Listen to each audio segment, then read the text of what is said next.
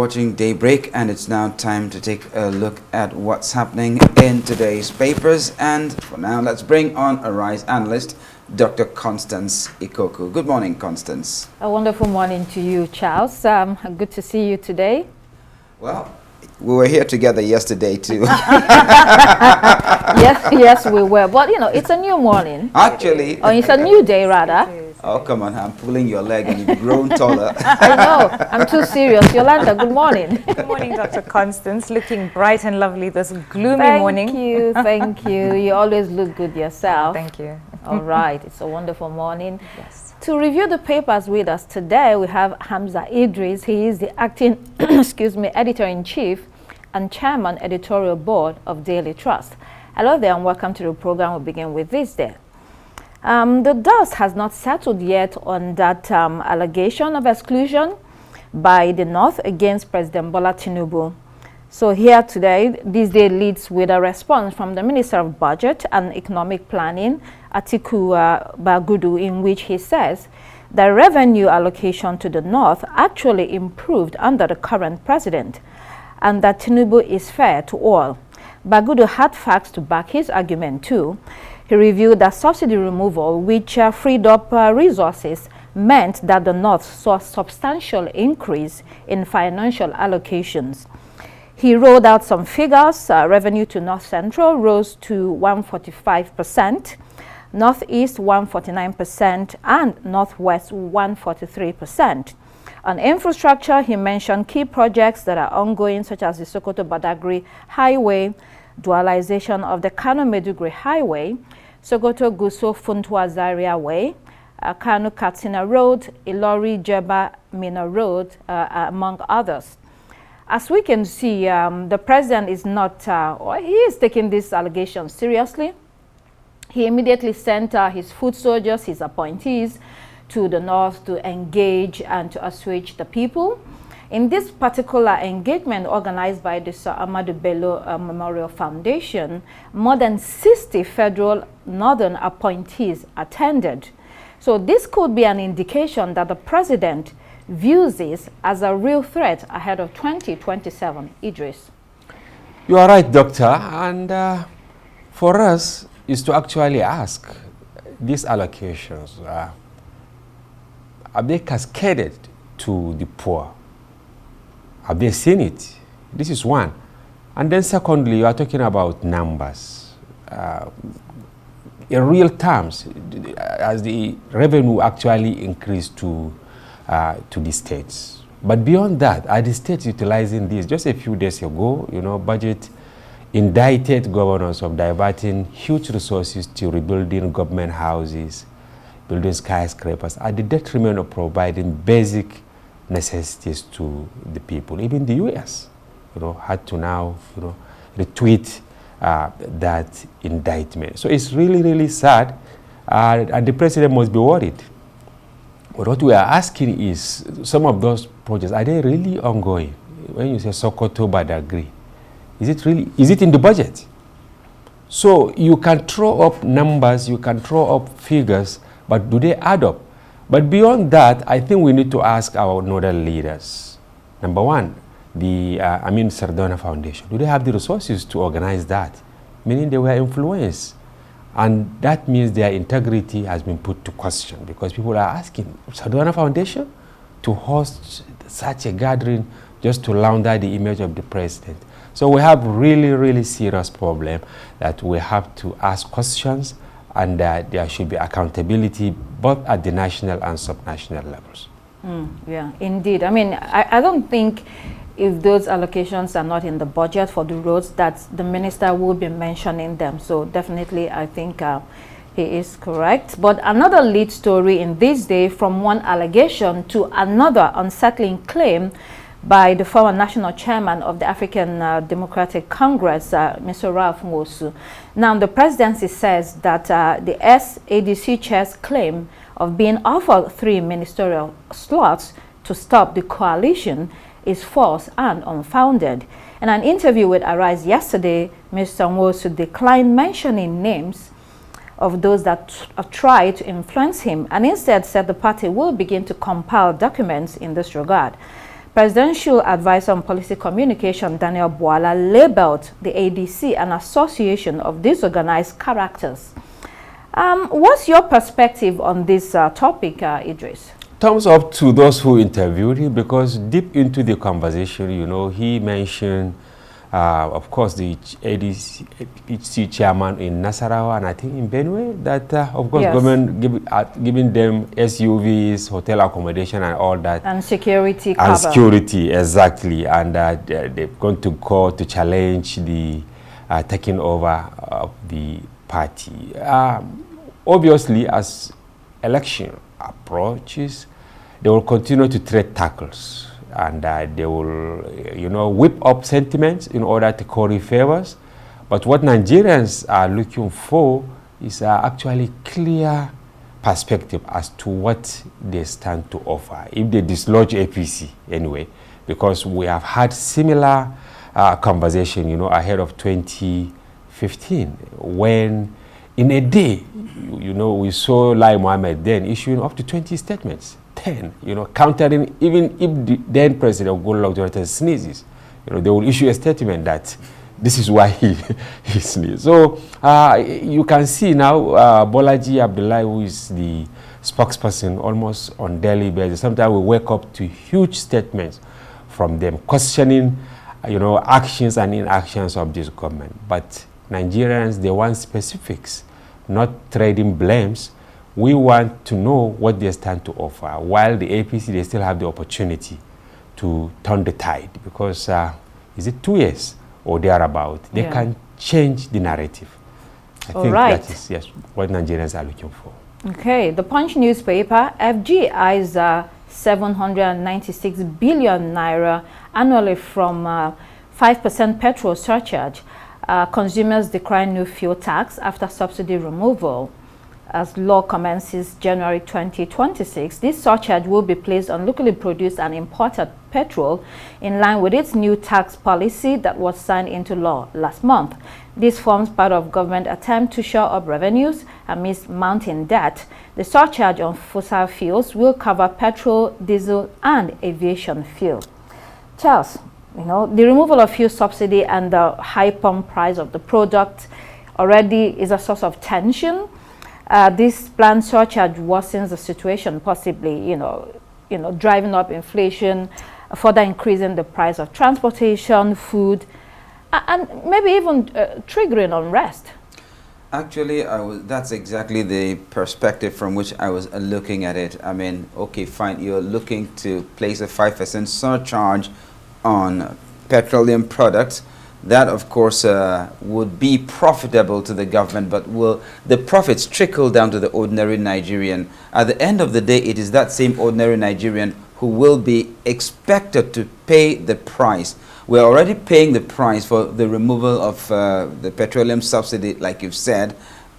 Sometimes we get a little bit of relief when Dangote forces the prices downwards, but then when we think, okay, fine, we are getting used to this and it's a source of a breath of fresh air for us, then another policy again to drive up, obviously, the prices of petroleum products again.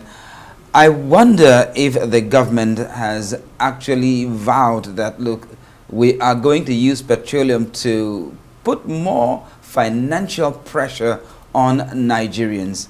This is a policy that needs a second look. Otherwise, like we are rightly pointing out, it might just create more tension. I wonder if they really thought this through. Well, I mean, the law has been passed, but I'm sure there will be some protests, probably organized by labor. But let's move on to Daily Trust. Money given to Super Falcons can pay 16,000 doctors, 66,000 teachers, others. Nurses strike, that's the second story. Patients are stranded at hospitals nationwide. Several reactions have trailed, those gifts given to the Super Falcons by President Tinubu, with some saying the cash prizes could be used to settle other bills. Opinions are divided. Others say it is preposterous to make such comparison. This is a one-time award, a gift that is well-deserved. One should not negate the other. And to the health front, nurses have begun a 7-day strike following the expiration of a 15-day ultimatum to the federal government. What are the issues? We know them: poor remuneration, staff shortages, unpaid allowances, unsafe working conditions. These are all critical issues for a group of people that are actually the backbone of the healthcare system. You know, their absence is already being felt. Yolanda, these two stories shortly. Yes, you know, about the money given to the Falcons, I think it's well deserved. We've been speaking about it for a few days, that they deserved to get what, you know, what they were rewarded.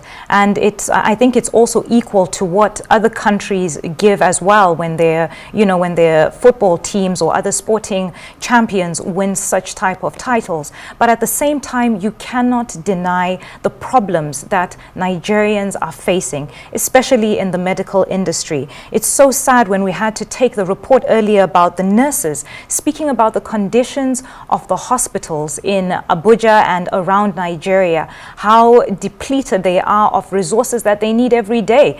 The report was also talking about how we don't even have enough nurses to carry out the work that needs to be done. A few months back, I remember we also had a similar report where they were saying that even electricity, when midwives are trying to help women give birth, they are using the torchlight phone and putting it in their mouth to help them help these women give birth. So you cannot deny that there really is a fundamental problem. But to put the two together, I wouldn't think that that's right. That's not an equal comparison. I agree with Yolanda. I mean, but I'm sure the person who actually brought up those figures was saying essentially then, if you have this money to give the Super Falcons, then there is enough money to settle the problems. Thank you, Charles. Yes. Thank you. In the nursing sector. Yes. It's as simple as that. And It's please, not as just if- a moment, because it's our paper that we did. All other papers have done this. We are not saying they don't really deserve it, Right. but it's a word of caution. Maybe we should not monetize patriotism. Right. We should not, yes. I think that is the message. Well deserved. You know, football is the most unifying factor in Nigeria. They deserve it, but then we should not monetize patriotism. Very well Okay, said. this is also a one-off. You know, when it comes to Yes. the doctors, when it comes to other sectors, these are salaries that pile up over time. You know, there are arguments about, of course, there are problems, and there are arguments that should be increment, but again, one does not negate the other. Absolutely. Vanguard newspaper operating a Port Harcourt refinery ahead of full turnaround, ill-informed, according to NNPCL. In The Guardian also, let's pull that up. It clearly states NNPCL suspends sale of refinery, exports 400,000 metric tons of refined products. 18 billion spent on 3 refineries, turnaround, maintenance, others so far. I mean, policy flip-flop creates uncertainty and instability. That seriously harms the country's progress. Now the new boss of NNPCL says, you know, they're not going to, you know, sell off the refineries. They were contrary thoughts to that initially. So when it comes to this these refineries, I think public trust has completely been undermined, Idris. You are right. And who asked the head of the NNPC? It was in Vienna when he said all options on the table about the refineries. And now here we are saying that, of course, they regretted that production started before the end of the, turnaround. But remember, former President Obasanjo said these refineries will never work, even though he isn't an expert in that area, but he's a man in his own right. He had privileged information. Dangote also said it. Some will say maybe he's trying to promote his refinery, but facts are sacred. You know, I remember in 2022, we did a report, Daily Trust. We compiled 7 years figures of amounts, spent on the 3 refineries, including subsidies paid within the time under review, that those monies were enough to build the size of Dangote refinery and another 350 barrels per day refinery. For how long are we going to continue spending money on this refinery? Don't be surprised that in the next couple of days, you will hear the NNPC saying that, okay, they have earmarked this for the refineries in order to complete the repairs. I think we should face reality, yes. New Telegraph, FG to set up cattle breeding centers in 6 zones, 6 global support for food sovereignty. And in regard to that food sufficiency, we have a story in the Daily Independent. Vice President Kashim Shettima makes a consequential statement there saying that true sovereignty is incomplete without food sufficiency. We know that already. So this plan on cattle, we've been on this for many years now. From RUGA, the rural grazing area, to National Livestock Plan, now cattle breeding centers. I don't know, Charles, what do you think about this? Does the federal government really have to do this? I mean, there were arguments that the states can actually set up, whatever centers they need, to help those that are moving from one place to the other. Private businesses can also intervene. The question I'm asking is that, yes, if you set up the cattle breeding centers, are we going to see cattle no longer grazing openly? Is it going to solve the open grazing problem? Is it going to solve the problem between, like they say, clashes between farmers and herders? Am I going to stop seeing cattle when I drive home? I mean, sometimes I have to wait for the cattle to cross the road before I go. These are the questions we should ask. If setting up cattle breeding centers is going to reduce the tensions in the country that are cattle related, then by all means. However, if this question is not addressed, then of course we have not even started yet. No. Forget about food sufficiency. Right. Quickly, let's move on to Daily Sun. Agony as midwives, nurses strike bites. We've seen that. Also, varsity students, others to undertake drug test, and marketers warn against low petrol. We also have this morning Daily Times. What is Daily Times newspaper? We have Daily Times. Let's see. Yes, Daily Times are here. Also on Port Harcourt refinery not for sale, and NPCL. Then Minister Bianca Ojukwu holds talks in Ghana over bilateral tensions. We had that protest against Nigeria in that country. Then leadership newspaper, LFCCI, other slam, NNPCL, no sale decision on Port Harcourt refinery. Already we have reactions concerning that. And on the wind, the only Tinubu can end Zamfara insecurity, not Governor Lawal, says Shinkafi. Moving on to the international headlines, Daily Graphic, Baku violence deliberate, says President Mahama of Ghana. This decades-old intertribal conflict was nearing an end following negotiations before fresh violence broke out. And then we also have, those protests in Uganda. A lot of people, dozens have been arrested following demonstration over high cost of living and corruption in high places. The President, Yoweri Museveni, has been in power since 1986. He's 80 years old, and he's changed the constitution twice in order to be in power. Yolanda, this unrest may be an indication that it's time for him to go, although he's holding on. Absolutely. And let me remind you that in 2022, Uganda had the same type of protests where many were actually arrested as well, similar to what is currently going on. And I think this is something that's happening all across Africa. You have this in South Africa, where we just recently had all these protests where all these South Africans took to the streets and were upset. You have this in Kenya with these Gen Z protests that have been going on. So I think a lot of African countries are feeling the strain and the heat of the sharp rise in the cost of living and all these fuel, increases and shortages as well. So about this, I think it's a story that continues to, unfold, and to see what happens. Hopefully the numbers of those arrested and those injured doesn't continue to rise as well. Actually, it looks like the older they grow, the more sit-tight they become. Biya in Cameroon, Alassane Ouattara in the Ivory Coast, Teodoro Obiang Nguema in Equatorial Guinea, Denis Sassou Nguesso in the Federal Republic of Congo. The older they grow, the more they want. The more resilient. And actually, the high cost of living is everywhere in the world. Absolutely. In Europe, it's the same. In America, it's the same. Metro.co.uk, we have the story of Ozzy Osbourne being buried yesterday in the UK. Fans poured out into the streets to honor him and say farewell. Financial Times, tariff table, India faced by 25% levy threat. And Fed defies Trump to keep rates steady amidst historic split in U.S. policy setters. We have to leave it there. Hamza Idris, who is the acting editor-in-chief, chairman, editorial board of Daily Trust. Thank you for joining us. Thank you, Doctor. Thank you so much, Dr. Constance. We're always speeding, trying to get everything in. Yes, racing against time. Absolutely. Maybe, just maybe, we need more time for the newspaper review, and we'll probably get it very soon. We'll see. Well, that's all we have time for here on Daybreak. Thanks, Dr. Constance, for leading the review today. I'm Charles Eruka. It's goodbye from me. And I'm Yolanda Robert. Please do keep it here on Arise News. The morning show is coming up next. Goodbye.